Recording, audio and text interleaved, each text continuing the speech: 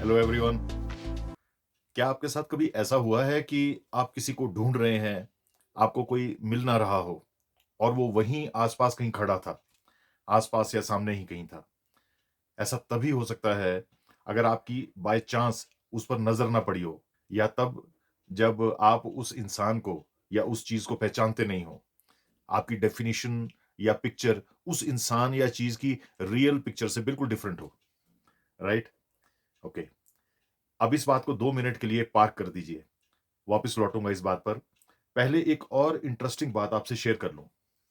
सदियों से scientist, fiction writers और फिलोसोफर्स और दूसरे कई लोग एक सवाल से जूझ रहे हैं कि is their life beyond earth, anywhere else in the solar system और इवन बियॉन्ड?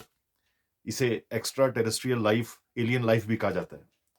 इस पर कई साईफाई मूवीज, शोज बनाए जा चुके हैं, किताबें, आर्टिकल्स लिखे जा चुके हैं पिछले 100 सालों में, शायद उससे भी पहले से। कई यूएफओ के देखे जाने की खबरें, रिपोर्ट्स हुई हैं। एलियंस के दिखने या पकड़े जाने की भी खबरें हैं। इंसानों के एलियंस के हाथों किडनैप होने की भी खबरें आई, और भी बहुत कुछ। पर कुछ ठोस सामने नहीं आया आज तक। कहा जाता रहा कि एलियंस और दूसरी दुनिया से सिग्नल्स को खोजा जा रहा है, उन्हें भी सिग्नल्स भेजा जा रहा है। अभी तक तो कुछ कंफर्म पता नहीं चला। Why is it so? क्या ऐसा इसलिए कि ब्रह्मांड में और जीव हैं ही नहीं, हम अकेले हैं? ऐसा हो तो नहीं सकता। ब्रह्मांड इतना बड़ा है कि कहीं और जीवन होने की मैथमेटिकल प्रोबेबिलिटी जीरो हो ही नहीं सकती। इनफैक्ट बहुत ज्यादा प्रोबेबिलिटी होगी। तो फिर क्यों नहीं पता चला अभी तक? कहीं ऐसा तो नहीं कि क्योंकि डिफरेंट गैलेक्सीज के सोलर सिस्टम्स एक दूसरे से हजारों लाखों लाइट ईयर्स दूर हैं, पता चलने में भी हजारों क्या लाखों साल लग जाएंगे? या फिर हमारे पास सिग्नल रिसीव करने या इंटरप्रेट करने के सफिशिएंटली एडवांस्ड या कंपैटिबल इंस्ट्रूमेंट्स ही नहीं है, टेक्नोलॉजी ही नहीं है? या फिर एक और रीजन हो सकता है, वही जो मैंने वीडियो की स्टार्टिंग में कहा था, कि हम जिसे ढूंढ रहे हैं उसे पहचानते नहीं, भले वो आसपास कब का मौजूद हो। आप कहेंगे, ऐसा कैसे हो सकता है? हम लाइफ ही तो ढूंढ रहे हैं, पता कैसे नहीं? एक मेजर समस्या है, एक गलती, इनफैक्ट ब्लंडर। हम समझते हैं कि जिसे हम ढूंढ रहे हैं वो लाइफ फॉर्म हमारे जैसी लाइफ फॉर्म होगी, या ऐसी जिसे हम पहचान सकें।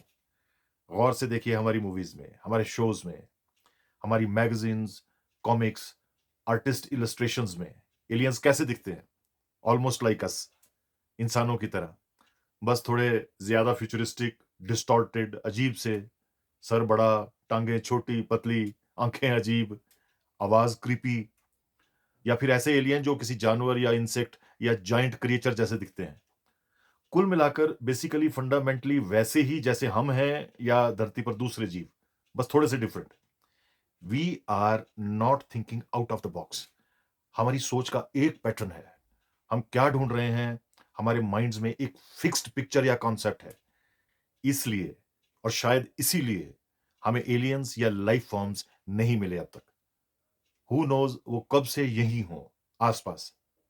इसके लिए पहले शॉर्ट में ये जानने की कोशिश करते हैं कि जिसे हम लाइफ कहते हैं, लाइफ फॉर्म कहते हैं, जीवित चीज कहते हैं, वो है क्या?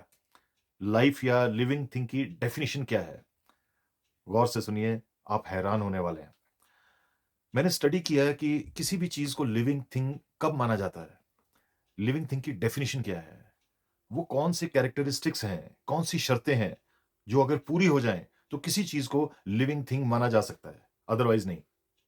अलग अलग सोर्सेज को स्टडी करके अंत में मुझे 8-9 ऐसी कंडीशंस या शर्तें पता चली।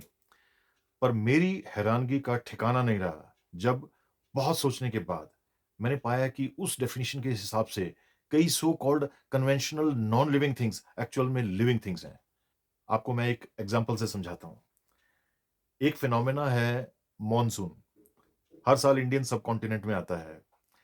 इस फिनोमेना को, यानी मॉनसून को, अगर आप उन शर्तों पर, कंडीशंस पर जज करें तो हैरान हो जाएंगे। Condition one, organised structure. Living things का एक ऑर्गेनाइज्ड स्ट्रक्चर होता है। मॉनसून का भी ऑर्गेनाइज्ड स्ट्रक्चर है, होता है। मॉनसून, इनफैक्ट कोई भी वेदर पैटर्न्स में एक reasonably well defined spatial organisation होती है। यही वो कारण है जिसकी वजह से सुपर कंप्यूटर्स रीजनेबली एक्यूरेटली बहुत कुछ प्रिडिक्ट कर पाते हैं उनके बारे में। कंडीशन 2, मेटाबॉलिज्म, यानी वो क्रियाएं जिससे किसी भी लिविंग थिंग को एनर्जी मिलती है या वो खुद को मेंटेन करता है डेथ तक। मॉनसून में भी मेटाबॉलिज्म होता है। समुद्र और लैंड की differential heating, seasonal shift of wind patterns, mountain barriers, large scale atmospheric circulation patterns जैसे हेडली सेल सर्कुलेशन, ये सभी मॉनसून को एनर्जी देते हैं, सस्टेन करते हैं। अब जरूरी तो नहीं कि हर लिविंग थिंग कार्बोहाइड्रेट्स या प्रोटीन्स ही खाए एनर्जी के लिए। कंडीशन 3, रिस्पॉन्डिंग टू स्टिमुलाई, यानी आसपास जो हो रहा है उसका ना केवल लिविंग थिंग्स, जीवित एंटिटीज पर असर पड़ता है, बल्कि जीवित चीजें उनको रिस्पॉन्ड भी करती हैं। ये कंडीशन भी मॉनसून फुलफिल करता है। Temperature changes, pressure changes, moisture changes, topography, geography, solar radiations, इन सब का मॉनसून पर असर पड़ता है और इन सब को मॉनसून रिस्पॉन्ड करता है। रास्ता मोड़कर, झुककर, विकराल होकर, तेज या धीमा होकर, बरसकर, गरजकर, एल नीनो या ला नीना इफेक्ट्स के बारे में आप आए दिन सुनते रहते होंगे। Condition 4, adapting to environmental changes, यानी अपने आसपास के वातावरण के हिसाब से हर जिंदा चीज अडेप्ट करती है। मॉनसून भी अपने हिसाब से अडेप्ट करता है। कमजोर या स्ट्रांग होता है, लंबा खिंचता है या प्रीमेच्योर रिट्रीट कर जाता है। Condition 5, and this is interesting, living things, जिंदा चीजें खुद को रिप्रोड्यूस कर सकती हैं। मॉनसून में भी जन्म देने की ताकत है। मॉनसून में से हर बार कई जगह थंडरस्टॉर्म्स पैदा होते हैं, टोर्नेडो बनते हैं, ट्रॉपिकल साइक्लोन्स बनते हैं। अब जरूरी तो नहीं कि हर जीव के बच्चे इंसान या मछलियों या पंछियों की तरह हों। कंडीशन 6, लिविंग थिंग्स ग्रो, जिंदा चीजें ग्रो करती हैं, बड़ी होती हैं। मॉनसून भी इवॉल्व होता है, इंटेंसिफाई होता है, उसका विस्तार होता है। कंडीशन 7, लिविंग थिंग्स मूव, जिंदा चीजें चलती हैं, भले टांगों से चलें, पंखों से उड़ें, फिन्स, सिलिया या सुडोपीडिया से चलें, पर चलती हैं, चल सकती हैं। मॉनसून भी चलता है, मूव करता है, एडवांस करता है, एक जगह स्थिर नहीं रहता। आप कहेंगे पर मॉनसून का चलना बड़ा अनस्ट्रक्चर्ड या डिफरेंट, अजीब होता है as compare to other living things. पर नोट करें कि अजीब तो प्लांट्स का मूव करना चलना भी है, हम उनको भी जिंदा मानते हैं। कंडीशन 8, लिविंग थिंग्स डाई, जिंदा चीजें आखिर में मर जाती हैं। मॉनसून भी अंत में मरता है, खत्म होता है। आप कहेंगे कि एक नौवीं कंडीशन भी होनी चाहिए लिविंग थिंग्स माने जाने के लिए, सेल्फ कॉन्शियसनेस। वेल, साइंस की ऐसी कोई कंडीशन नहीं है सरप्राइजिंगली। इनफैक्ट कई लिविंग बींग्स जैसे प्लांट्स, फंजाई, बैक्टीरिया और कई जानवरों की इंसान जैसी सेल्फ कॉन्शियसनेस नहीं है। उन सब की अपनी अपनी अपने अपने लेवल की कॉन्शियसनेस, अवेयरनेस, रिस्पॉन्सिवनेस है। भले सेंस ऑफ सेल्फ अवेयरनेस ना भी हो, पर फिर भी उनको लिविंग बीइंग माना जाता है। और कौन जाने मॉनसून की भी अपने टाइप और लेवल की कॉन्शियसनेस हो जिसका हमें पता ना हो। उसी तरह आप सरप्राइज्ड होंगे कि सांस लेना भी लिविंग थिंग्स के लिए कंपलसरी कंडीशन नहीं है, क्योंकि बहुत सी लिविंग थिंग्स हैं जिनकी लंग्स नहीं होती। इसी तरह इंटेलिजेंस भी जिंदगी की कंडीशन नहीं है। वो बात अलग है कि केमिकल या कॉम्प्लेक्स इंटेलिजेंस मेजॉरिटी एंटिटीज में होती है। इवन मॉनसून के भीतर गीगाबाइट्स ऑफ इंफॉर्मेशन स्टोर्ड होती है अपने टाइप की। देयरफॉर, इसलिए मॉनसून सब वो कंडीशंस को, शर्तों को मानता है, उन पर खरा उतरता है जिनके हिसाब से वो जिंदा चीजों, लिविंग थिंग्स की श्रेणी में आता है। जस्ट बिकॉज किसी चीज की शक्ल नहीं है, चेहरा, हड्डियां, खून नहीं है, या उसकी शक्ल फेमिलियर जानवरों जैसी नहीं है, इसका मतलब ये तो नहीं कि वो जिंदा नहीं। कई लोग पौधों को आज भी जिंदा नहीं मानते, जस्ट बिकॉज वो जानवरों जैसे नहीं दिखते, वैसे चलते नहीं, बोलते नहीं, हिलते डुलते नहीं दिखते। वरना उनमें से बहुत लोग प्लांट्स को नहीं खाते। हमने माइंड में एक fixed, hardened, prejudiced, pre conceived notion template बना लिया है कि ये लिविंग थिंग है और ये नहीं। जस्ट बिकॉज कोई चीज हमारी इस डिस्क्रिमिनेशन की शिकार है, इसका मतलब ये नहीं कि वो लिविंग थिंग नहीं है। टोटली डिफरेंट होते हुए भी अगर इंसान प्लांट्स या सिंगल सेल ऑर्गेनिजम्स को लिविंग मान सकते हैं, तो why not other and every entity जो इंसान की ही बनाई डेफिनिशंस और कंडीशंस को फुलफिल करता हो। और वैसे भी ऐसा क्यों ज़रूरी है कि इंसान डिसाइड करेगा, ऑब्सेस्ड रहेगा कि कौन-सी चीज़ ज़िंदा है या नहीं? ह्यूमन बॉडी की तरह इसके अलावा भी वर्किंग फंक्शनल सिस्टम्स हैं ब्रह्मांड में। ब्रह्मांड के लिए इंसान जैसी लाइफ फॉर्म या फंक्शनैलिटी एक्स्ट्राऑर्डिनरी इंपॉर्टेंट नहीं है वर्सेस अदर टाइप्स। इसलिए ब्रह्मांड में कहीं और कोई लाइफ फॉर्म है या नहीं, ये एक बहुत इगोइस्टिक, संकीर्ण, myopic, restrictive, unintelligent, hyper obsessed मानसिकता वाला सवाल है। बहुत मुमकिन है कि ह्यूमन स्पीशी इतनी डम्ब है कि हम समझ ही नहीं पाए आज तक कि क्या कुछ इंटेलिजेंट हमारे आसपास हमेशा से था, है।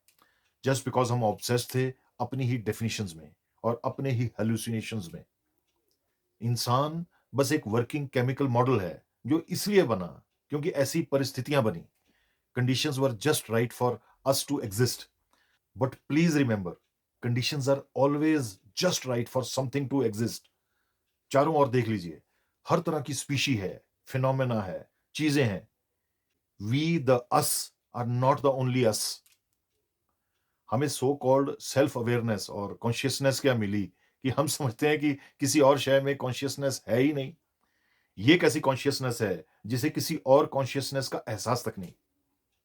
ये सवाल कि क्या ब्रह्मांड में कहीं और हमारे जैसा जीवन या किसी जीव जैसा जीवन है कि नहीं, ये सवाल ही गलत है। इंसान ब्रह्मांड का ज़िल्ले इलाही नहीं है। ये सवाल पूछते ही, इस अप्रोच से ऑब्सेस्ड होते ही, हम हर दूसरी तरह की लाइफ को मिस कर जाते हैं। इनफैक्ट आज तक मिस करते आए हैं। एवोल्यूशन और कॉस्मिक प्रोसेस में हर छोटे-बड़े डाइवर्जन, एरर, चेंज की बदौलत कुछ डिफरेंट या नया पैदा हुआ है, होता है। हम भी बस ऐसी ही एक डाइवर्जन है।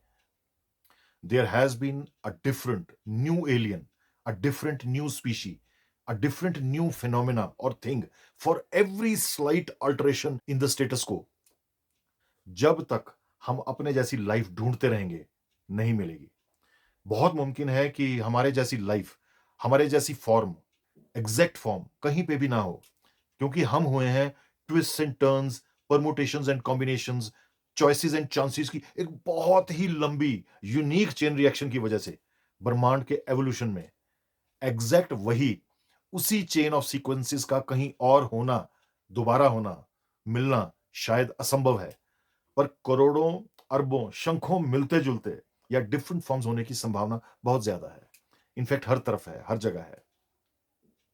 Humans and anything for that matter सिर्फ एक प्रोबेबिलिटी थी। अरबों खरबों शंखों में जो हुई, ये कोई स्टैंडर्ड प्रोबेबिलिटी नहीं है। ब्रह्मांड में, यूनिवर्स में और जो भी है या हो रहा है, हम उस पर ध्यान लगाएं तो बेहतर। Thank you for your time. God bless you.